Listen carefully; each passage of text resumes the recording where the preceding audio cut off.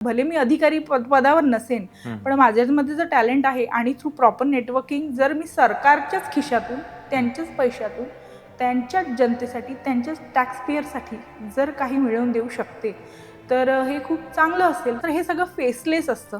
Right. ज्याला मी मदत करते त्याला माहिती नाहीये मी कुठे बसली आहे आणि मी कुठून मदत करते त्यांनी. आणि मग प्रत्येक हॉस्पिटलमध्ये हे डिपार्टमेंट असतं, बरं. जे जनतेला माहिती नाही. कोणत्याही आजारावरती याचं सोल्युशन मिळू शकतं? त्याचं कसं आहे माहिती का सर, त्याचे 3 फॉर्मॅट्स आहेत. मुख्यमंत्री सहायता निधीसाठी तुम्हाला एक टोल फ्री क्रमांकावर फोन करायचा आहे.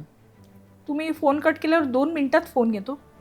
ते तुम्हाला प्रॉब्लेम विचारतात काय आहे, माहिती घेतात आणि तिथून मदत. मग तुम्हाला फोन करते, ते तुमचा फॉलोअप घेतात स्वतः. सो त्याच्या अंडर येणाऱ्या स्कीम्स अंडर जे हॉस्पिटल्स आहेत तिथे तुम्हाला फ्रीमध्ये आहे ती ऑपरेशन. लोक म्हणतात सरकारी काम आणि 6 महिने थांब, तसं नाहीये. त्यांचं म्हणणं आहे 6 मिनिटं थांब. तुम्ही असाल करोडपती, पण तुम्हाला जर सरकारी योजनांमध्ये जर करायचंय ऑपरेशन, तर त्याला तुम्हाला कोणी थांबवू शकत नाही. हे म्हणजे आपलीच लोक, म्हणजे ज्या सुविधांचा आपल्याला फायदा घेतला पाहिजे त्या सुविधांमधून पैसे काढतात. कोविड होता तेव्हा सेकंड वेव्ह जी होती, दुसऱ्या लाटेमध्ये मी प्रेग्नेंट होते, 2020ची गोष्ट आहे. आणि मग त्यावेळेला मला कोविड झाला, तर माझी 8व्याच महिन्यात अचानक डिलिव्हरी झाली. आणि माझं बाळ जे आहे ते व्हेंटिलेटरवर गेलं. फेसलेस, म्हणजे असं आहे की ना वशिला ना ओळख पाळख, पण मदत मिळते जरूर. सर वैद्यकीय क्षेत्र असं आहे ना, त्याच्यामध्ये जात धर्म काही मॅटर नाही. सर 9 लाख रुपये बिल झालं. माझ्याकडे PDF कॉपी आली आहे नंतर. 9 लाख रुपये बिल झालं आणि त्यांनी भरले 0 रुपये. आपण लाजेने मरतो, आपण विचारत नाही, ही आपली चूक आहे. उत्पन्नाच्या दाखल्यासाठी काही हॉस्पिटल्स थांबतात. म्हणून माझं महिला वर्गांना असं आहे की तुम्ही सोशल मीडियाचा, इंटरनेटचा जरा चांगला वापर करा.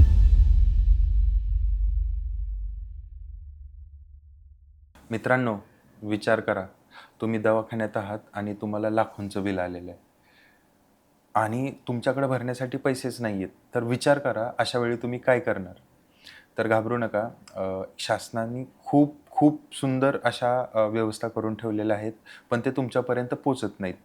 पण आपल्याकडे एक अशाच ताई आहेत ज्या हाऊसवाईफही आहेत, कॉर्पोरेट वर्किंगही आहेत आणि त्या समाजासाठी खूप जास्त मोलाचं काम करतात.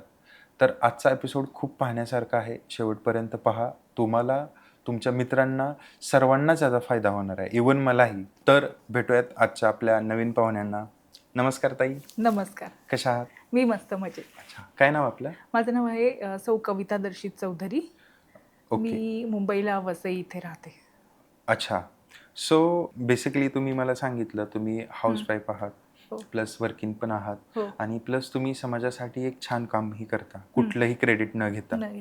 तर मला तीच गोष्ट ऐकायची, जसं तुम्ही मला सांगितलं आणि प्रेक्षकांना पण ऐकायला आवडेल. सो हे जे तुम्ही लोकांसाठी मदत करताय, ह्याची जर्नी कशी स्टार्ट झाली, मला थोडक्यात सांगा. जर्नी म्हणायचं ना सर, तर एक लहानपणापासून एक सुप्त इच्छा असते आपल्या मनामध्ये, किंवा सबकॉन्शियसली अनकॉन्शियसली आपल्यावर एक संस्कार होत असतात घरचे. जसं माझे आजोबा हे प्रबोधनकार, कीर्तनकार होते. वडील पोलीस खात्यात होते. ते खिशातनं पैसे खर्च करून पंचनामा करणे किंवा लावारीस असतील तर त्यांच्या विधी करणे वगैरे अशी सगळी कामं करायचे.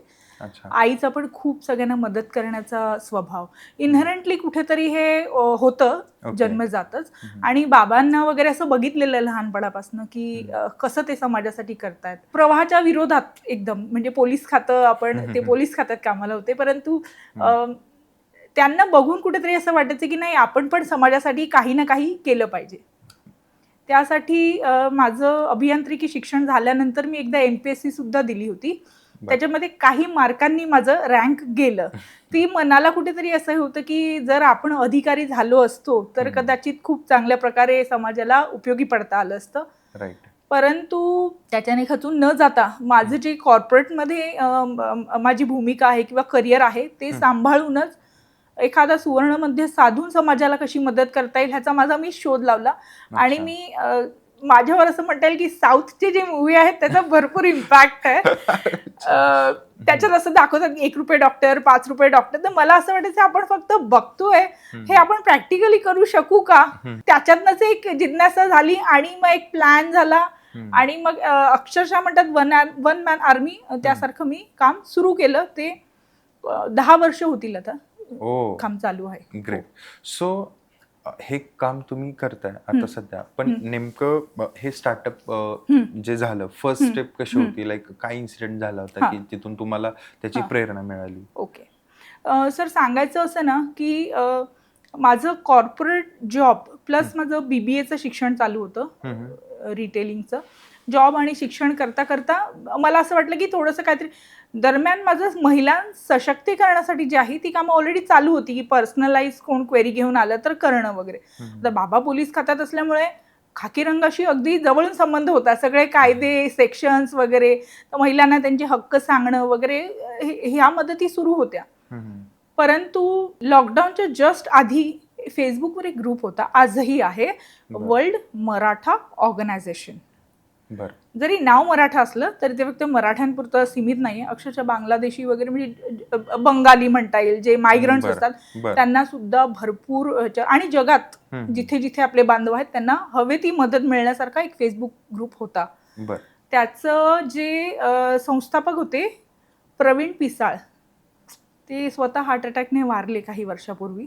परंतु त्यांना न भेटता सुद्धा ते माझे पहिले गुरुवर्य, की ज्यांच्याकडनं फेसबुक थ्रू मी शिकली, की त्या ग्रुपला जॉईन झाल्यानंतर की ही आपली कशी आर्मी असते, पडद्यामागचे कोण खरे हिरोज असतात आणि आपण लांबून सुद्धा कशी कोणाला मदत करू शकतो. ओके.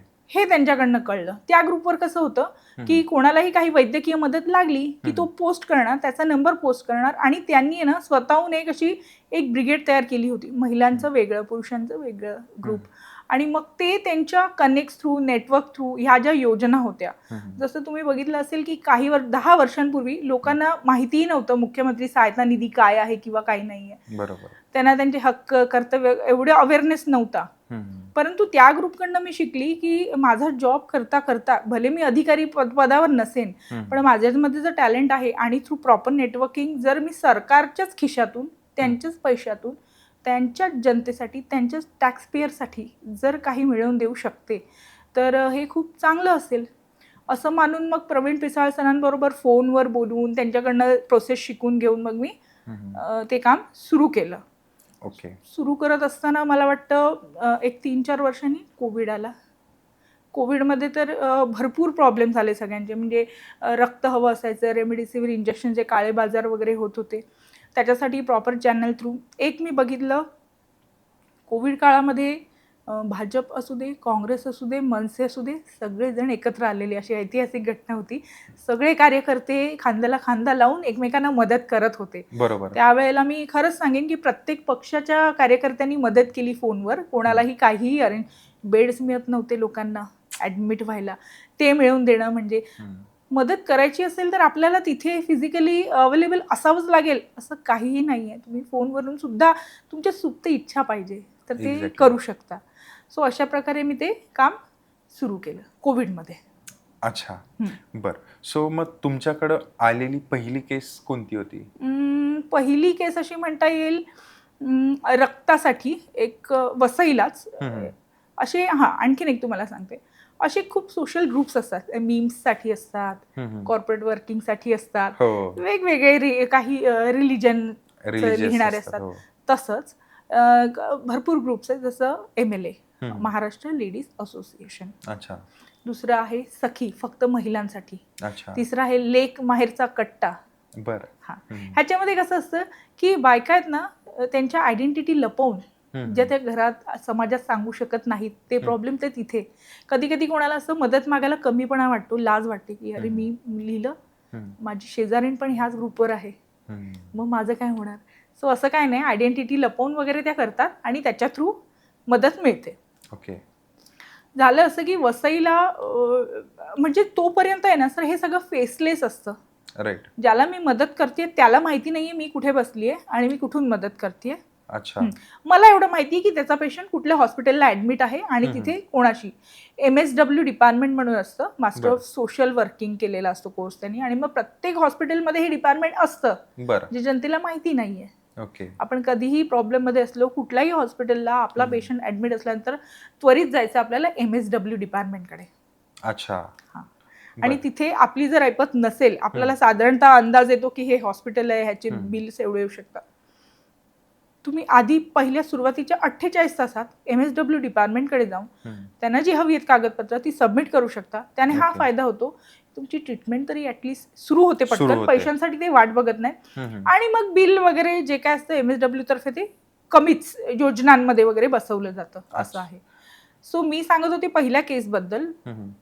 असंच एक वसईचा एक ग्रुप आहे, वसई लोकल म्हणून. बरं. त्याच्यामध्ये मी होते आणि एनॉनिमस पोस्ट टाकलेली माणसाने की त्याचं 4 दिवसाचं बाळ आहे, ए निगेटिव्ह रक्ताची गरज आहे आणि प्लीज कोणी हेल्प करेल का. त्याच्यात त्याने त्याचा नंबर वगैरे लिहिला नव्हता, परंतु त्याने हॉस्पिटलचं नाव लिहिलेलं की ह्या हॉस्पिटलमध्ये आहे बाभोळ्याला XYZ. अच्छा. मी लगेच हॉस्पिटलला कॉन्टॅक्ट केला, रिसेप्शनिस्टने उचलला आणि ती बोलली थांबा, त्या बाळाचे बाबा बाजूलाच बसलेले आहेत. तिने त्याला दिला, तोपर्यंत त्याचा नंबर माझ्याकडे नाहीये. त्याला हे माहिती नाही की मी कुठून कोण करते म्हणून, कारण त्याने ती पोस्ट केली त्याच्या एका मित्राने केली आहे की असं असं आहे आणि मदत हवी आहे. अच्छा. मी त्याला म्हणते की तुला जे रिक्वेस्ट लेटर मिळतं हॉस्पिटलकडनं ते तू मला DM कर फेसबुकवर. आणि मग त्यांनी DM केलं. DM केल्यानंतर ज्या अलाईन आहेत रक्तपेढ्या वगैरे, जी आमचं WMAचं बॅकएंडचं टीम आहे, त्यांच्याशी संपर्क साधून कळलं की ठाण्याला आहे रक्तपेढी, जिथून ते मिळू शकते. बिकॉज तुम्हाला माहिती आहे ए निगेटिव्ह इज रेअरेस्ट आहे, खूप रेअर आहे. हो. पुन्हा लँडलाईनला कॉल केला, त्या माणसाला सांगितलं, त्वरित तो गेला, रक्त घेऊन आला आणि त्याचं ते बाळ जगलं. 3 दिवस मी फॉलोअप घेत राहिले. फॉलोअप घेतल्यानंतर मला असं कळलं की बाळ व्यवस्थित आहे, डिस्चार्ज मिळालेला आहे. शेवटचा फोन केला तेव्हाही तो रिसेप्शनिस्टच्या बाजूला होता आणि तो विचार तुम्ही मला सांगा हे कोण व्यक्ती आहे. आणि ती खरंच बोलवती की मलाच माहिती नाहीये, पण हे कुठून तरी मदत आलेली आहे. अशा केसेस खूप झालेल्या, पण ही एक मेमोरेबल की फेसलेस, त्याला माहिती नाही कुठून मदत झाली. एक्झॅक्टली. पण आता काही लोकांना याची आयडिया नाहीये. सो बेसिकली मला सांगा, म्हणजे कोणत्याही आजारावरती याचं सोल्युशन मिळू शकतं? त्याचं कसं आहे माहिती का सर, त्याचे 3 फॉर्मॅट्स आहेत. 3 फॉर्मॅटमध्ये ही मदत केली जाते. एक आहे मुख्यमंत्री सहायता निधी, दुसरं आहे की ज्या योजना आहेत महात्मा ज्योतिबा फुले आणि आयुष्मान भारत त्या, आणि तिसरं म्हणजे उपमुख्यमंत्र्यांच्या कक्षातून येणारं एक लेटर बिल कमी करण्यासाठी. मुख्यमंत्री सहायता निधी जे आहे ना, त्यासाठी तुम्हाला पेशंटचे सगळे डॉक्युमेंट, मेडिकल डॉक्टरने दिलेले टेस्ट रिपोर्ट्स आणि त्याचं उत्पन्नाचं म्हणजे रेशन कार्ड झालं, आधार कार्ड झालं, बेसिक जे KYC म्हणतो आपण ते सगळं सबमिट करावं लागतं. आणि त्याची एक कॅटेगरी आहे की हे आजार आहेत, हे ह्या कॅटेगरीमध्ये येतात आणि ह्यासाठी मदत मिळणार म्हणून. मुख्यमंत्री सहायता निधीसाठी तुम्हाला एक टोल फ्री क्रमांकावर फोन करायचा आहे. तुम्ही फोन कट केल्यावर 2 मिनिटात फोन येतो.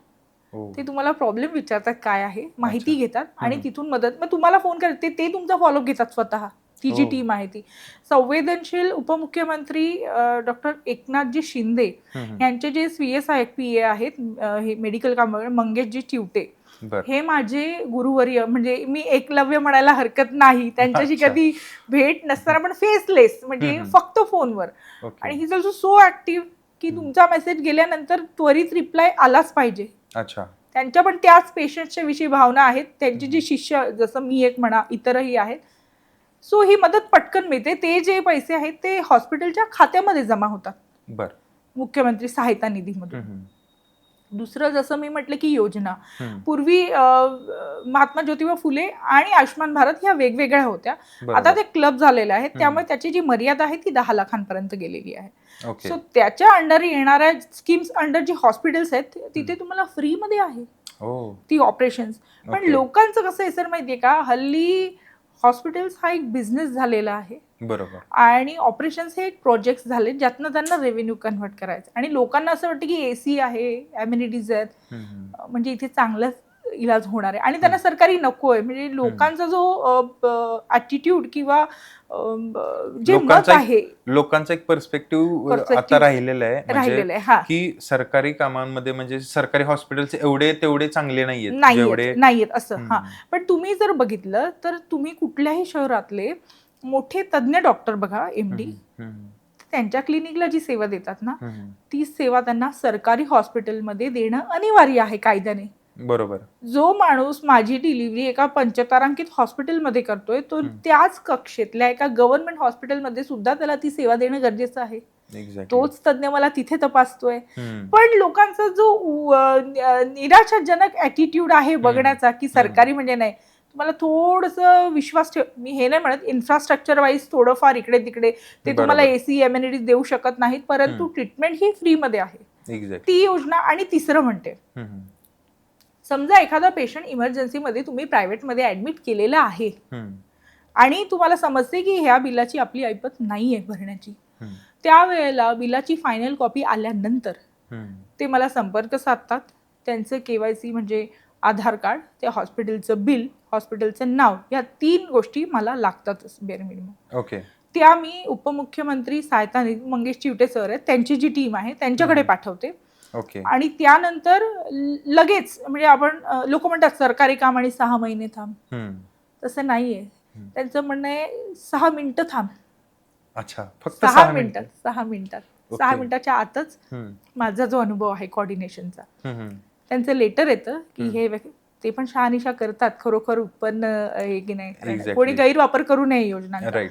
एक रेकमेंडेशन लेटर येतं हॉस्पिटलसाठी की हे पेशंट आहेत, ह्यांचं बिल कमी करण्यात यावं. ओके. सो प्रायव्हेट हॉस्पिटल्सचा जो ॲटिट्यूड असतो की आम्ही कमी करणार नाही, ते एक कागद हातात पडल्यानंतर तो 50% कमी होऊन जातो, त्यांचा जो कॉन्फिडन्स असतो. मग ते पण थोडे अवेअर असतात की आपण एवढे चार्जेस केलेले आहेत, हे जर वरती कळलं तर वगैरे.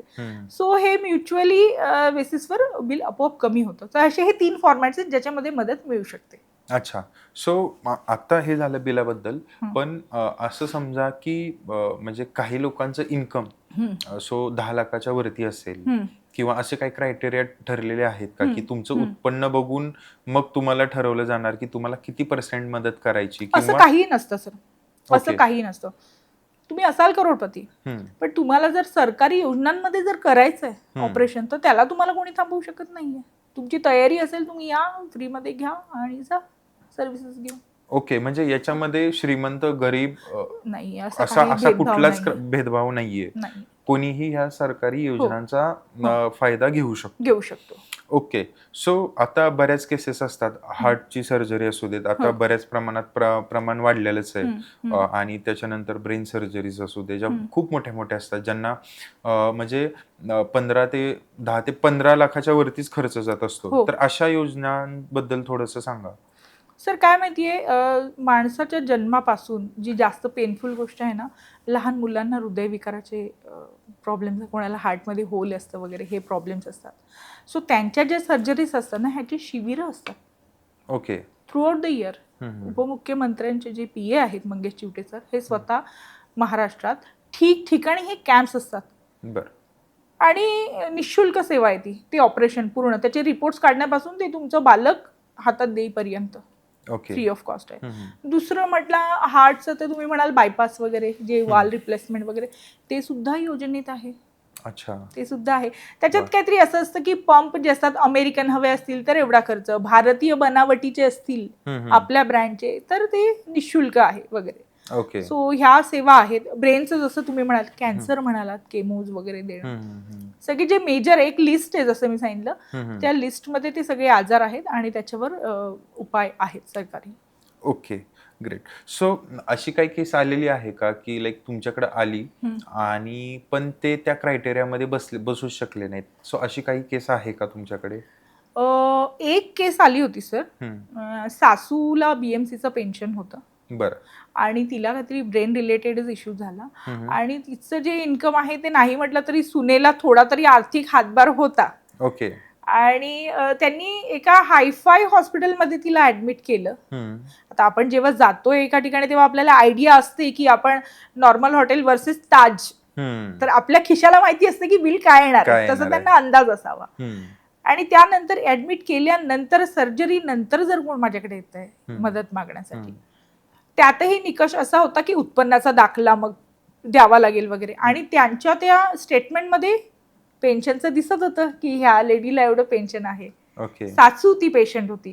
सो त्यावेळेला मग ते लोक स्वतः, जेव्हा त्यांना ती डॉक्युमेंट्स सांगितली की अशी अशी द्यावी लागतील, तेव्हा त्या स्वतःच बॅकफूटवर गेल्या. सो मला रॅन्डम असं कुठेतरी पक्षाच्या कार्यकर्त्यांकडनं फोन येतात की मी XYZ तर्फे बोलतोय. हां ठीक आहे बोला. माझं असं असं ऑपरेशन झालंय मॅडम, त्याच्यात मला 5 लाख खर्च झालाय. हां ठीक आहे, आता कुठे आहात? आता घरी आहे. हां, मला आमदार निधीतून काही पैसे रिम्बर्समेंट मिळतील का? हो. लोकांची ही पण अपेक्षा आहे, जे की शक्य नाही आहे. एकदा झालं तुमचं ऑपरेशन, तुमचा डिस्चार्ज मिळालाय, त्यानंतर पण आणि चांगली धनाढ्य लोक, चांगल्या घरातली पण अशी पण अपेक्षा ठेवतात सरकारकडनं की त्यांनी ते द्यावं, पण ते तसं नाहीये. त्या प्रोसेस विदिन द टाइमलाईनच तुम्ही संपर्क साधला तर ते होऊ शकतं. नाही, अगदी बरोबर बोलताय. हं, मी माझ्या समोरची केस पाहिलेली आहे, हं. म्हणजे ही टोटली जेन्युइन आहे. हां. याच्यामध्ये लोक उपचारांसाठी कमी आणि स्वतःच्या खर्चासाठी पैसे रिटर्न करायला बघतात. हो हो. म्हणजे हे म्हणजे आपलीच लोक, म्हणजे ज्या सुविधांचा आपल्याला फायदा घेतला पाहिजे हं. त्या सुविधांमधून पैसे काढतात. हो खूप हो, जवळचं हो. उदाहरण आहे माझ्या सुद्धा. अच्छा. हां. हो हो. सो अशी लोक आपल्या आजूबाजूलाच असतात हो, समाजामध्ये सगळीकडे. एक्झॅक्टली. माझं सर हे सुरू करण्यासाठी असं होतं की जेव्हा कोविड होता तेव्हा सेकंड वेव्ह जी होती, दुसऱ्या लाटेमध्ये मी प्रेग्नेंट होते. 2020ची गोष्ट आहे. ओके. आणि मग त्यावेळेला मला कोविड झाला. कोविड झाल्यानंतर त्याचे जे बॅड इम्प्लिकेशन्स होते ना, तर माझी 8व्याच महिन्यात अचानक डिलिव्हरी झाली. ओके. आणि माझं बाळ जे आहे ते व्हेंटिलेटरवर गेलं. व्हेंटिलेटरवर गेल्यानंतर त्यांनी सांगितलं 2 दिवसांनी सांगू काय होईल. 4 दिवस असे 16 दिवस गेले सर NICU मध्ये बाळाचे. आणि त्यावेळेला जी माझी मानसिक परिस्थिती होती, ज्या स्ट्रेसमधनं मी गेली, की ती आली बाहेर. She is a born fighter proper. ती गव्हर्नमेंट हॉस्पिटलमध्ये सर, गव्हर्नमेंट हॉस्पिटलच्या NICU मध्ये 1ही रुपया न देता. मला हे म्हणायचं, मी तिला चांगल्या हॉस्पिटलमध्ये ठेवू शकते, पण मी जर कामं करते त्या खात्यातली तर मला माहितीये की काय होऊ शकतं काय नाही. 16व्या दिवशी ती बाहेर आली. तेव्हा देवाचे आभार मानले आणि त्या दिवसापासून ठरवलं की हे तर मी कामं करतेच आहे, पण आता अखंड जीवात जीव असेपर्यंत करणार. आणि ते एक मोटिवेशन म्हणता येईल की ज्याच्याने मला किक मिळते म्हणतात ना, की हा काहीतरी इन्स्पिरेशन, काहीतरी असं सेटबॅक असावा लागतो. त्यामुळे जलद गतीने अतिशय मग मी स्वतः रीच करू लागले लोकांना. स्वतःहून म्हटलं तसं की ही आता माझं दिनचर्या तुम्हाला सांगते. मी वसईमध्ये जरी राहत असले तरी माझं वर्किंग लोकेशन आहे चर्चगेटला. अच्छा. नरिमन पॉइंट. मी एका MNC मध्ये ऍडमिन डिपार्टमेंट इंडिया हेड आहे. बरं. तर मला सकाळी 7:15ची लोकल रोज पकडावी लागते. बरं. मुंबईचं असं लाईफस्टाईल आहे की जर ट्रेनचा डबा प्लॅटफॉर्मला येईपर्यंत तुम्ही थांबलात तर तुम्हाला जागा कधीच मिळणार नाही. मला येत्या चालत्या लोकलमध्ये जम्प करून ते सर्व्हाइव्ह करावं लागतं. तिथून ऑफिसला जायचं. सकाळी आपलं जे ग्रुप्स आहेत, जसं मी म्हटलं महिलांचे, त्याच्यात बघायचं. ज्या काही अनोनिमस पोस्ट असतील त्यांचे नंबर्स नोट डाऊन करायचे, त्यांना DM करायचं. नंबर माझा स्वतःचा असा सुरक्षा कारणामुळे मी कधीही कुठे दिलेला नाहीये. रॅन्डम कॉल येऊ शकतात, मिसयूज होऊ शकतो. असे DM येतात. मग त्यांच्याशी चर्चा करायची की काय आहे, कुठल्या स्टेजपर्यंत आलंय, कोणाकोणाला डिस्चार्जला अजून 10 दिवस असतात, कोणाकोणाकडे एखादं कागदपत्र नसतं, रेशन कार्ड शोधावं लागेल. मग बाबा तू वेळ घे, तू शोधून मगच मला रीच कर. काही जणांकडे आता आज डिस्चार्ज मिळणार आहे. असे या वेगवेगळ्या स्टेजेस आहेत, त्या नोट डाऊन करायच्या आणि तिथून तो फॉलोअप करायचा मुख्यमंत्री सहायता निधीमध्ये. ओके.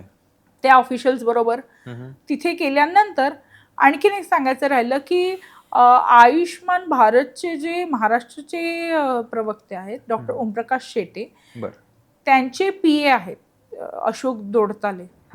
हे सुद्धा is a man with same spirit, same vision. Okay. मग ते सुद्धा मदत करतात. एखादं लेटर पटकन काढायचं असेल सरकारी ह्याच्यातनं, आपण म्हणतो सरकारी कार्यालय 11-12ला, असं काय सगळेच तसे नसतात सर. ते 24 तास आपल्याशी बांधलेले असतात. आपल्याला वेळेवर लेटर मिळतं आणि मग त्यांचा तो डिस्चार्ज मिळेपर्यंत फॉलोअप घ्यायचा. फेसलेस म्हणजे असं आहे की ना वशिला ना ओळख, ना ओळख पाळख, पण मदत मिळते जरूर.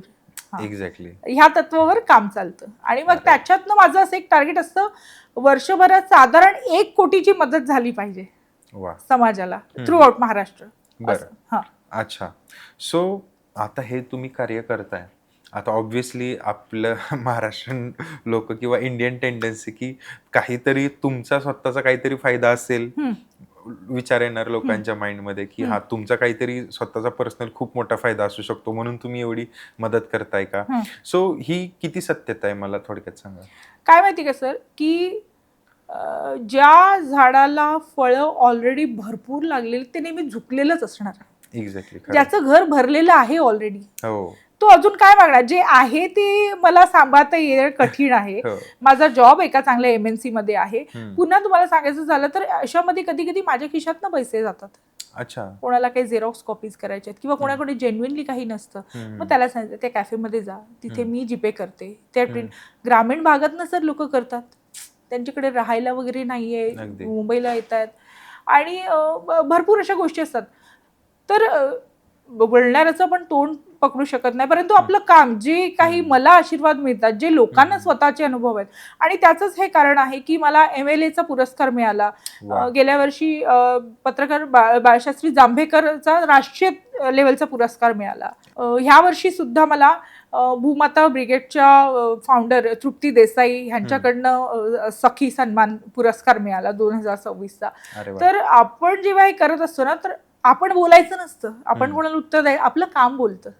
आणि सोशल मीडिया हा एवढा व्हास्ट आहे ना ह्याच्यामध्ये काही लपून राहू शकत नाही. राहू शकत. तुमचं चांगलंही लपणार नाही आणि तुमचं वाईट कर्तृत्व तर अजिबातच कन्सील करता येणार नाही. सो आपण अशा ह्याच्यामध्ये आहोत की तुमचं कामच बोलतंय. तुम्हाला बोलायची गरजच नाही. कोणाला उत्तर द्यायचं नाहीये.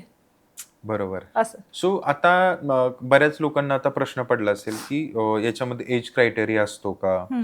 आता आपल्या इकडं कास्टिझम पण खूप जास्त आहे की मी ओपन मध्ये आहे तर माझं असं होऊ शकतं का. मी OBC आहे किंवा SC NT व्हॉटएव्हर जे असेल ते. तर हे लोक त्याचा फायदा घेऊ शकतात का. म्हणजे असे काही क्रायटेरियाज आहेत का. सर वैद्यकीय क्षेत्र असं आहे ना त्याच्यामध्ये जात धर्म काही मॅटर नाही करत. ओके. तुम्ही ओपन कॅटेगरीचे असलात तर तुम्हाला जी ट्रीटमेंट आहे ती तुम्हाला SC NT OBT OBC काहीही कुठलीही कास्ट असू दे सेम. कारण काय देवानंतर डॉक्टरचा नंबर लागतो. हो. आणि ते भेदभाव करत नाहीत. सरकारही करत नाही. सगळ्यांना सेम योजना आहेत. जन्म ते मृत्यू. बालक जन्माला आल्यापासून ते अक्षरशः म्हाताऱ्या वर्गांपर्यंत वयोवृद्ध ह्या योजना आहेत. सो अच्छा आता हे झालं. आता आपण सिटीमध्ये आपण घेऊ शकतो उपचार म्हणा किंवा अशा पद्धतीनं. पण जे काही लोक खेडेगावात असतील बाबा की ज्यांना तिथं मोठमोठे हॉस्पिटल नसतील किंवा मग त्यांनी कशा प्रकारे हे करायला पाहिजे. त्याचं असं असतं की काही ऑब्व्हियसली कॅन्सर सारखे दुर्धर रोग आहेत ज्याच्यामुळे आपण बघतो की टाटाला वगैरे भरपूर लाईन लागलेली असते. रिलेटिव्ह येतात. त्यांची राहायची सोय नसते.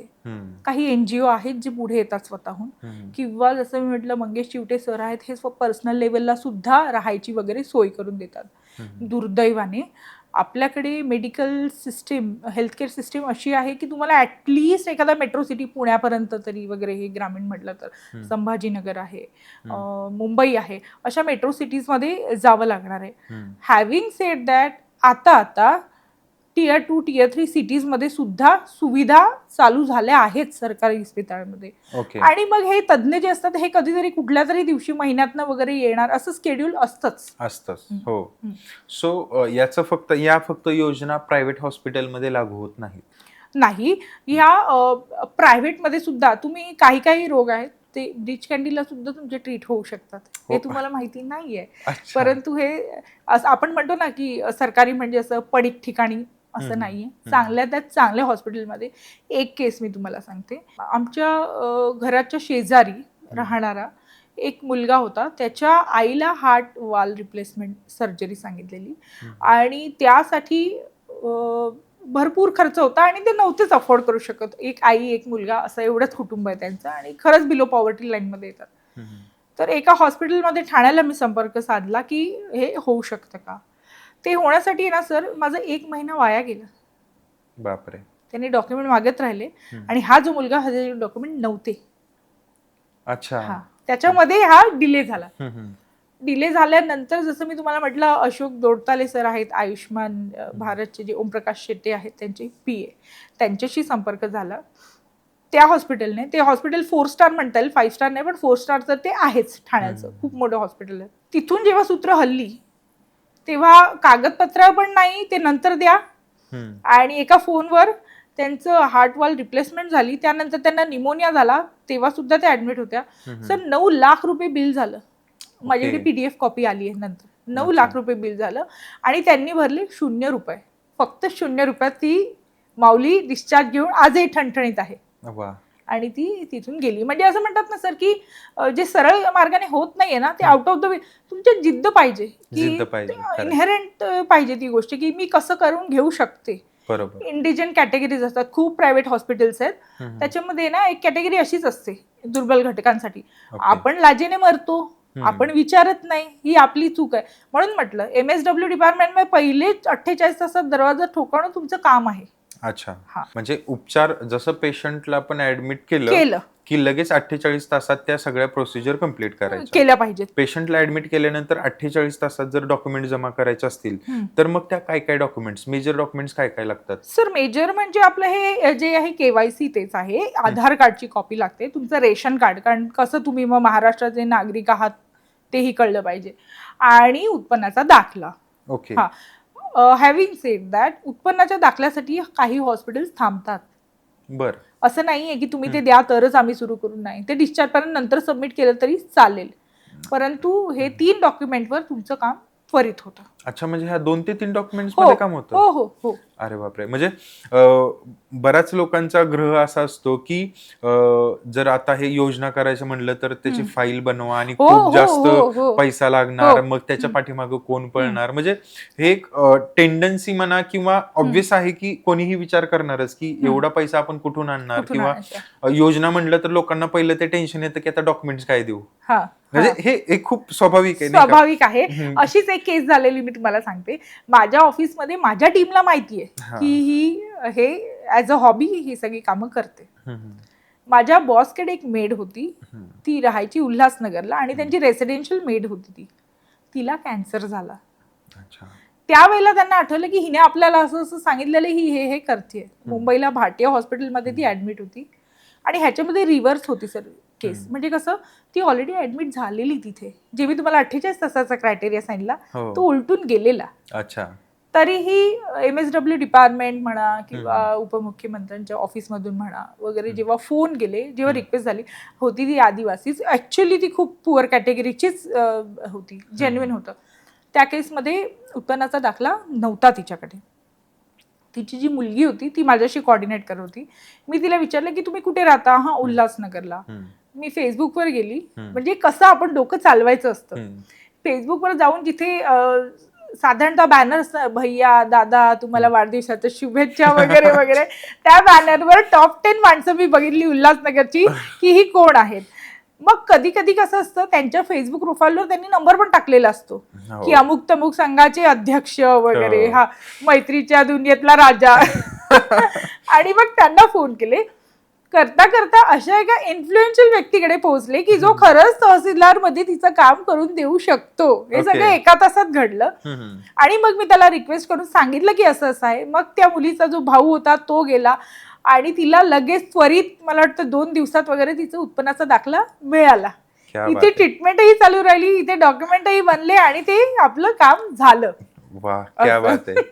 ऍक्च्युअली ह्याच्यासाठी खूप म्हणजे स्मार्टनेस लागतो, जो तुम्ही खूप छान पद्धतीने तो हँडल केला. तो सर डिलिव्हरीसाठी जर सांगायचं झालं ना तर हल्ली 5G अनलिमिटेड मुळे प्रत्येक खेड्यापाड्यात बायका फेसबुकवर आहेतच. इंस्टाग्राम, फेसबुक, त्याच्यामध्ये माझं असं म्हणणं आहे की तुम्ही चांगलं, ज्याच्यातनं नॉलेज मिळेल, तुमचं नेटवर्किंग वाढेल असे ग्रुप्स जॉईन करा. जे काही माझे जे संलग्न ग्रुप आहेत, जसं सखी महिलांसाठी वगैरे, ह्याच्याने काय होतं, अनोनिमसली तुम्हाला तुमचे प्रॉब्लेम त्याच्यावर टाकता येतात आणि तुम्हाला मदत मिळतेय त्याच्यामध्ये. मी ज्या लोकल ट्रेनने ट्रॅव्हल करते त्याच लोकल ट्रेनमध्ये एक भाजी विकणारी बाई आहे.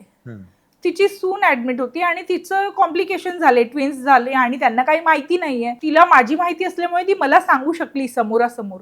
बरं, मग आता हे प्रेग्नन्सीचं योजनेत बसत नाहीये, अच्छा, मुख्यमंत्री सहायता निधी नाहीये, मग काय करायचं?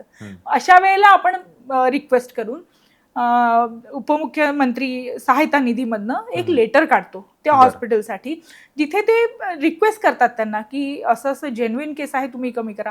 त्या केसेसमध्ये सुद्धा तुमचं बिल कमी करून येत आहे. बरोबर. लोकांना माहिती नाहीये. म्हणून माझं महिला वर्गांना असं आहे की तुम्ही सोशल मीडियाचा, इंटरनेटचा जरा चांगला वापर करा नेटवर्किंगसाठी. तुमचे हक्क काय आहेत, तुमच्यासाठी सुविधा काय आहेत, and don't give up. Try करत राहा, कुठून तरी तुम्हाला मदत मिळणारच आहे. परवाची गोष्ट आहे की एका ग्रुपमध्ये मी संध्याकाळी घरी पोहोचल्या जस्ट जेवत होते आणि मी रॅन्डम बघितलं, एक सकाळ संध्याकाळ वगैरे चेक करत असते. त्या तिचं असं होतं की तिच्या भावाचं बाळ NICU मध्ये इथे हडपसरला ऍडमिट होते एका हॉस्पिटलमध्ये आणि काही 17-18 दिवसांचं बाळ होतं ते. आणि ती टेन्शनमध्ये आली कारण तो ऍक्च्युली म्हणजे पुअर कॅटेगरीतला आहे, तिचा भाऊ नाहीये त्यांचं तेवढं ऐपत. तर त्या भावाची 13 वर्षात 2 बाळं ऑलरेडी वारलेली. हे तिसऱ्यांदा होप्स होते आणि मुलगा झालाय त्यांना 13 वर्षांनी. अशी ती बॅकग्राऊंड केस होती. मग तिच्या मिस्टरने तिला सांगितलं की तू ते बोलतेस ना की असं असं तुमचा ग्रुप आहे लेडीजचा, त्याच्यात टाक ना एनोनिमसली, बघ काही मदत मिळते का, असं त्यांनी तिला सांगितलं. कट टू तिला हे माहितीये की असं असं कविता चौधरी नावाची कोणतरी व्यक्ती आहे जिचे मी नेहमी कमेंट्स बघते आणि ती करते, पण माझ्याकडे नंबर नाहीये तिचा. मग ती पोस्ट करते की मला कोणी मदत करेल का, ती कविता वगैरे आहे ती इथे आहे का. आणि वसईला जेवायला बसलेली कविता सुद्धा ती पोस्ट त्यावेळेला बघते. तोपर्यंत फेसलेस, तिला माहिती नाही ही कोण आहे, मलाही माहिती नाही ती कोण आहे. अच्छा. त्याच्यावर मी कमेंट करते की तुम्हाला DM कर, आणि मग तिचा DM येतोय. पुढच्या 5 मिनिटात तिच्या भावाचा नंबर मी घेतेय, डॉक्युमेंट्स घेतेय आणि 24 तासात, आता तुम्हाला माहिती उन्हाळी अधिवेशन चालू आहे, सगळे विधान भवनात बिझी आहेत. बरोबर. तरीही दुसऱ्या दिवशी सकाळी 10:30 वाजता ते लेटर आलं हॉस्पिटलमधून. वा. उपमुख्यमंत्र्यांच्या ऑफिसमधून हॉस्पिटलसाठी. ते आम्ही दिलं. तर हॉस्पिटलचं असं म्हणणं होतं की मॅडम हे जरी असेल तरी आहे ना 2 लाखाच्या बिलामध्ये फार तर आम्ही 50% कमी करतो, कारण हॉस्पिटलला पण आपण जबरदस्ती करू शकत, त्यांचे काही ओव्हरहेड्स असतात, salaries, electricity bills etcetera. So आम्ही 50% खाली नाही. मग त्यावेळेला त्यांचं जे रिजनल MSW डिपार्टमेंट आहे त्यांच्याशी संपर्क साधला. सगळं फिंगर टिप्सवर आहे, तुम्हाला अधिकारी पदाची गरजच नाहीये, तुम्ही शोधा आणि कार्य करा. राईट. बरोबर. ते शोधल्यानंतर MSWच्या मॅडमने जेव्हा मी सांगितली ही अशी बॅकग्राऊंड स्टोरी आहे त्या माणसाची, त्यावेळेला यू वॉन्ट बिलीव्ह 2 लाखाचं बिल फक्त 60,000 रुपये झालं. 24 तासात त्या बाळाला डिस्चार्ज मिळाला. ते बाळ घरी गेलं. ते मला खूप धन्यवाद देत होते, आशीर्वाद वगैरे. ही कमाई असते सर, मगाशी जसं तुम्ही म्हणालात ही करोडोची कमाई आहे. म्हणजे खूप मोठं टर्नओव्हर आहे हे वार्षिक. हे जे आशीर्वाद मिळतात ना की बरं, त्यांनी जे अप्रिसिएशन पोस्ट टाकलेले असतात अवेअरनेससाठी, त्याच्यावर कमेंट करणाऱ्या ज्या बायका असतात ना त्या एक लेवल पुढच्या, त्या भरभरून आशीर्वाद देणाऱ्या असतात. मदत तिला हवी आहे, केलेली मी आहे, आशीर्वाद देणारी मनापासून तिसरी आहे. सो हे सर्कल ऑफ लाईफ जे आहे ना हे मला मोटिवेट करतो अजून. एक्झॅक्टली. नाही, नक्कीच. आणि आता मला एक शेवटचं विचारायचं आहे की तुम्ही तुमचा म्हणजे लाईक तुम्ही असं काही जर तुम्हाला कॉन्टॅक्ट करायचं असेल, कोणी अडचणीमध्ये असतील, आपल्या महिला किंवा आपल्या ताई ज्या असतील, कोणी अडचणीत असतील आणि त्यांना जर तुम्हाला कनेक्ट करायचंय तर त्या कशा पद्धतीने तुम्हाला कनेक्ट करू शकतात? सर एक तर ते फेसबुकला माझं जे अकाउंट आहे कविता चौधरी नावाने. बरं. ऑब्व्हियसली त्याच्यावर माझा फेस तर असेलच, प्रोफाईल भले लॉक असेल, बट DM मला कोणीही करू शकतं चेहऱ्यावर ओळखून, ते करू शकतात. किंवा हे जे महिलांचे ग्रुप 3-4 मी तुम्हाला सांगितले, MLA आहे म्हणजे महाराष्ट्र लेडीज असोसिएशन, सखी ग्रुप आहे महिलांचा, फक्त महिलांसाठी, LMK आहे, लेक माहेरचा कट्टा, हे जे काही 3-4 ग्रुप्स आहेत ह्याच्यामध्ये ते सदस्यत्व फ्रीमध्ये आहे, ते घेऊ शकतात. आणि मग त्याच्यामध्ये पोस्ट करू शकतात की पर्सन कुठे आहे किंवा काय, किंवा डिरेक्टली DM करू शकतात. आणि मी मला वेळ मिळेल तसा दिवसभर बघतच असते काय माझं आहे, आणि जेन्युइनली मी रिवर्ट करतेच. तर मला सर्वांना हे सांगायचं आहे, जर तुम्हाला वाटत असेल की बाबा तुम्ही एखाद्या हॉस्पिटलमध्ये आहात किंवा तुमचे नातेवाईक आहेत आणि की आता तुम्हाला तो खर्च पेलवणार नाहीये, तर अजिबात घाबरू नका. ताई आहेत, ताईंना कॉन्टॅक्ट करा. सो तुमचा एक अवेअरनेस वाढवा. योजना खूप आहेत, उगाच आपण बसणार आणि सरकारला किंवा याला त्याला आपण दोष बसण्यात काही सेन्स नाहीये. थोडंसं एज्युकेट झालो ना आपण, बऱ्याच गोष्टी असतात की त्या खूप इझी होतात. तर आज ताई तुम्ही आम्हाला खूप छान माहिती दिली, हं. त्याबद्दल खरंच तुमचे धन्यवाद. आणि नक्कीच म्हणजे तुम्ही हे जे काम करताय ना, म्हणजे हे तुम्हाला करोडो रुपयांचं नाही, करोडोंचं ब्लेसिंग्स आहे तुम्हाला. ब्लेसिंग्स आहेत. म्हणजे ह्या ज्या तुम्हाला ब्लेसिंग्स मिळतायत ना, त्यामुळे आणि ह्या दिसतायत ॲक्च्युअली ब्लेसिंग्स, की तुम्ही खूप हॅपी आहात. हो. आणि म्हणजे माझ्याकडून तर खूप शुभेच्छा तुम्हाला. आणि तुम्ही आज आलात आणि खूप चांगली माहिती दिली, त्याबद्दल खरंच तुमचे धन्यवाद. धन्यवाद सर. थँक्यू. थँक्यू. आजचा एपिसोड तुम्हाला कसा वाटला मला नक्की कमेंट्स करून कळवा. आणि तुम्हालाही तुमचे अनुभव शेअर करायचे असतील तर मी खाली गुगल फॉर्मची लिंक दिलेली आहे, तो फिलअप करा. मी तुम्हाला नक्की कॉन्टॅक्ट करेल. तोपर्यंत धन्यवाद.